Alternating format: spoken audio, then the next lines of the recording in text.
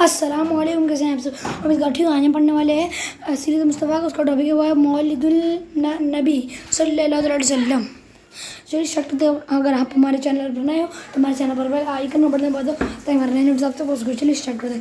جس مقدس مکان میں حضور اقدس صلی اللہ علیہ وسلم کی ولادت ہوئی، تاریخ اسلام میں اس مقام کا نام مولد النبی صلی اللہ علیہ وسلم، نبی کی پیدائش کی جگہ ہے. یہ بہت ہی متبرک مقام ہے. سلطان اسلام نے اس مبارک یادگار پر بہت ہی شاندار عمارت بنا دی تھی، جہاں اہل حرمین شریفتین اور تمام دنیا سے آنے والے مسلمان دن رات محفل میلاد منعقد کرتے اور صلاۃ و سلام پڑھتے رہتے تھے. چنانچہ حضرت شاہ ولی اللہ صاحب محدث دہلوی رحمۃ اللہ علیہ نے اپنی کتاب فیوض الحرمین میں تحریر فرمایا ہے کہ میں ایک مرتبہ اس محفل میلاد شریف میں حاضر ہوا جو مکہ مکرمہ میں 12 ربیع الاول کو مولد النبی صلی اللہ علیہ وسلم میں منعقد ہوئی تھی. جس وقت ولادت کا ذکر پڑھا جا رہا تھا تو میں نے دیکھا کہ یکبارگی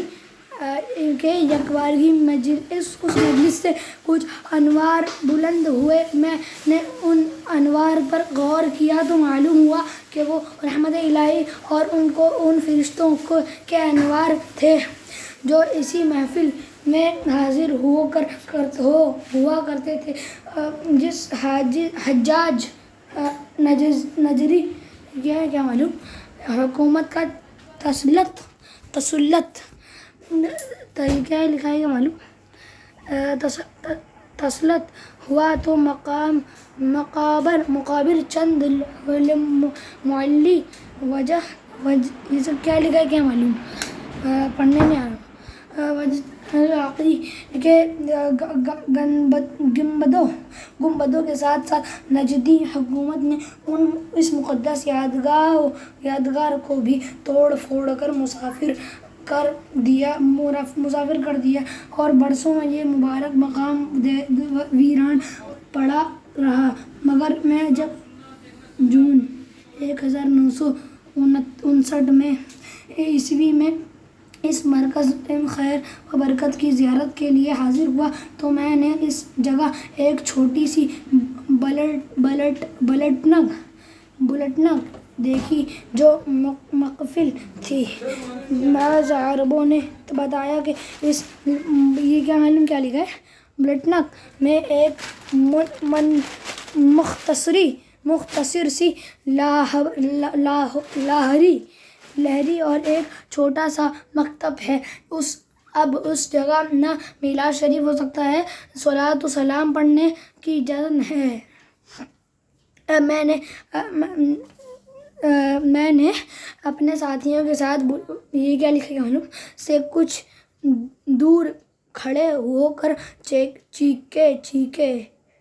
چپکے صلاۃ و سلام پڑھا اور مجھ پر ایسی رقت طاری ہوئی کہ میں کچھ دیر تک روتا رہا.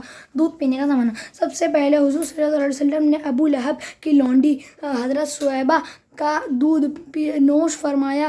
پھر اپنے والدہ ماجدہ حضرت آمنہ رضی اللہ تعالیٰ عنہا کے دودھ سے سیراب ہوتے رہے. پھر حضرت حلیمہ سعدیہ رضی اللہ تعالیٰ عنہا آپ کو اپنے ساتھ لے گئیں اور اپنے قبیلے میں رکھ کر آپ کو دودھ پلاتی رہی اور انہی کے پاس آپ صلی اللہ علیہ وسلم کے دودھ پینے کا زمانہ گزرا.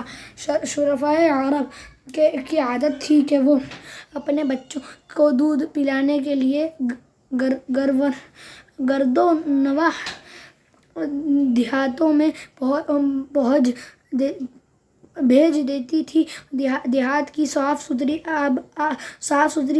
آب و ہوا میں بچوں کی تندرستی اور جسمانی صحت بھی اچھی ہو جاتی تھی اور وہ خاص اور فصیح عربی زبان بھی سیکھ جاتے تھے، کیونکہ شہر کی زبان باہر کے آدمیوں کی میل جول سے خالص اور فصیح و بلیغ زبان نہیں رہا کرتی ہے۔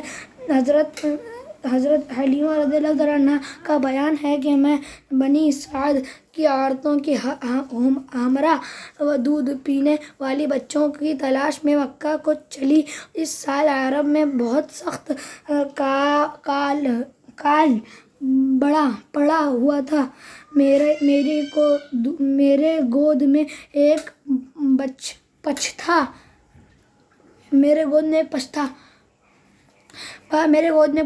مگر فقر و فاقہ کی وجہ سے میری چھاتیوں میں اتنا دودھ نہ تھا جو اس کو کافی ہو سکے۔ رات بھر وہ بچے بھوک سے تڑپتا اور بلبلاتا رہا تھا اور ہم اس کی